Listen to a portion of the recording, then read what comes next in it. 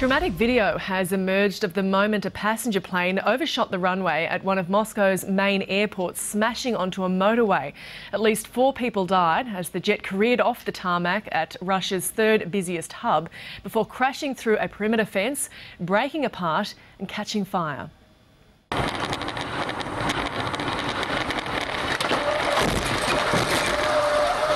The moment a Tupolev 204 twin-engine jet crashes into the Kiev-Koye highway.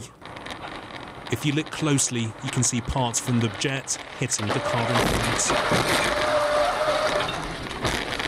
Incredibly, no motorists were killed as it overshot the runway of Russia's third busiest airport.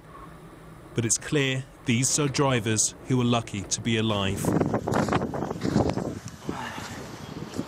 In the aftermath, emergency teams raced to the wreckage, knowing if it had been at full capacity, they'd be recovering more bodies.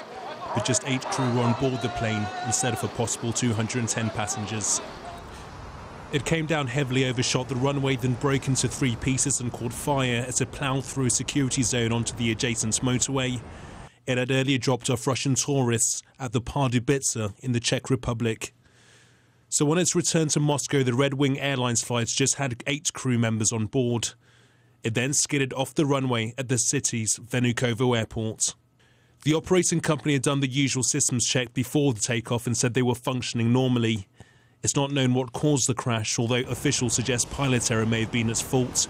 Light snowfall may have obscured the captain's view on the runway.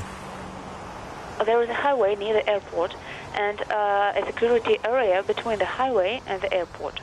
And so when he landed on the runway, arrived at runway, he didn't stop on it, and we don't know why. There's also questions over the rescue response, with local reports suggesting it took 50 minutes before some fire engines were being serviced and others got held up in traffic caused by the crash. Survivors were pulled from the wreckage, but 4 people died. Those killed were the captain, the co-pilot, the flight engineer and a flight attendant. The 4 others are seriously injured, with 2 of them in intensive care.